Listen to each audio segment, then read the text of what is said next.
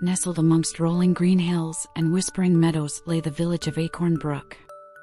Here, life moved at the gentle pace of the seasons, and the villagers lived in harmony with the land.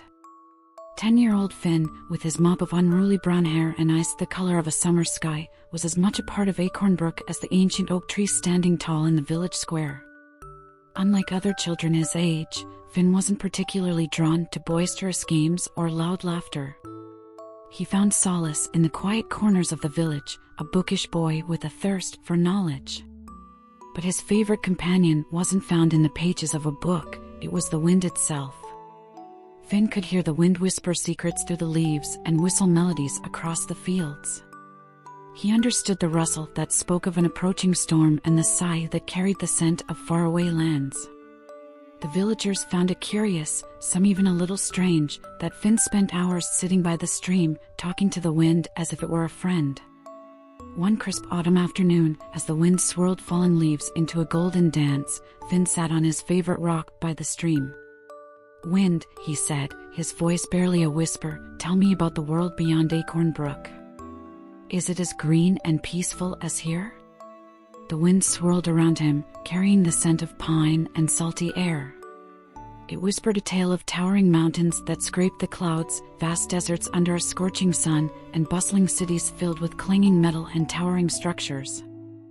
Finn listened, his eyes wide with wonder. The next day, Finn woke up with a newfound determination. He packed his knapsack with a crust of bread, an apple, and his most prized possession, a worn map gifted by a traveling peddler. He left a note for his worried parents, simply saying he was going to explore the world the wind had spoken of. His journey began at the edge of the familiar meadows. The wind, his unseen guide, nudged him forward.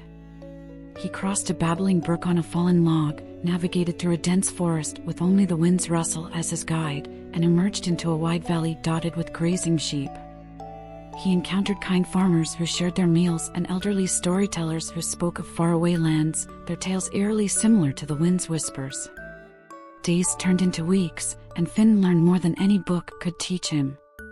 He learned to read the language of the stars for navigation, to build a fire to ward off the chill of the night, and to forage for wild berries and mushrooms for sustenance.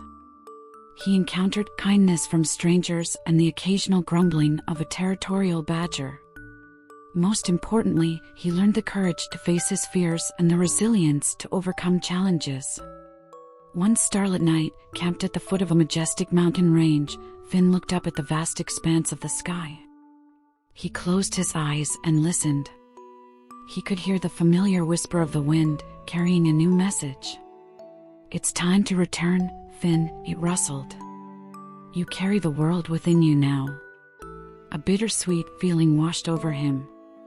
He missed his parents, the familiar scent of baking bread from the village bakery, and the cozy evenings by the fireplace. But he also carried a treasure trove of memories, a newfound confidence, and a secret language only he and the wind could understand. The journey back was easier, guided not only by the wind but also by the map and the knowledge he had gathered. As he walked into Acorn Brook, a gasp escaped his lips. He saw his village with new eyes, the towering oak tree seemed even grander, the babbling brook even more cheerful, and the faces of his worried parents filled with an indescribable joy. Finn never forgot his adventure. He continued to listen to the wind, now sharing the stories it whispered with him. He became the village chronicler, filling notebooks with tales of faraway lands, captivating the villagers with his knowledge and inspiring them to look beyond the familiar horizon.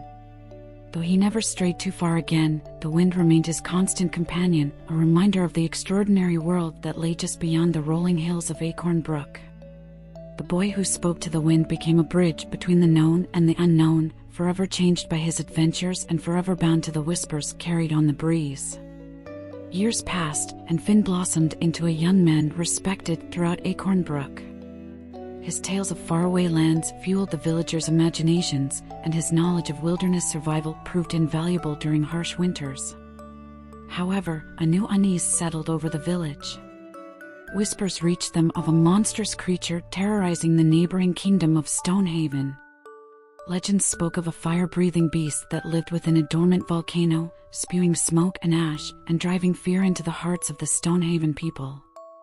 One evening, a weary traveler arrived in Acorn Brook, his clothes tattered and his face etched with worry. He confirmed the rumors, painting a grim picture of Stonehaven, its fields scorched and its people living in constant fear. The king and queen, concerned for their allies, sought a solution. All the brave knights hesitated, the legend of the fire beast too daunting. Suddenly, Finn stepped forward. The villagers exchanged worried glances, but Finn met their gaze with unwavering determination. "The wind speaks of a weakness," he declared, his voice echoing through the hall. "A hidden passage near the volcano's base that leads directly to the beast's lair." He revealed a rough sketch he had drawn based on the traveler's description and the wind's whispers. The king and queen were impressed by Finn's courage and knowledge. Despite some protests, they saw no other option and reluctantly agreed. With a heavy heart but a resolute spirit, Finn prepared for his most perilous journey yet. His knapsack this time held additional supplies, ropes, grappling hooks, and a vial of a special potion, the recipe for which he gleaned from an ancient herbalist text. The journey to Stonehaven was arduous.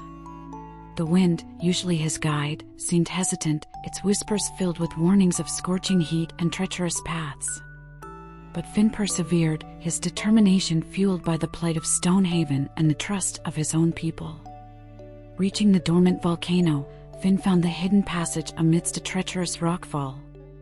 With a deep breath, he secured a rope for his return and rappelled into the earth's dark belly. The air grew thick and hot, the smell of sulfur stinging his nostrils. Finally, he emerged into a vast cavern, its floor molten rock, and at its center, a colossal beast slumbered. Using the darkness as his cloak, Finn crept closer, the vial of potion clutched in his hand. He recognized the creature from the legends, a monstrous lizard with scales the color of ash and a fiery breath that illuminated the cavern. But as he neared, he saw not a fearsome beast, but a creature in pain, its scales cracked and oozing a strange liquid. Suddenly, the wind rushed through the cavern, carrying a new message. The creature wasn't a monster, but suffering from a volcanic eruption that had poisoned its scales. The villagers of Stonehaven, fearing the beast, had only fueled its rage. The potion Finn carried was a special concoction that could heal the poisoning. With newfound purpose, Finn threw the potion onto the creature's back. It jolted awake, roaring in pain, but as the potion spread, its roars softened into whimpers.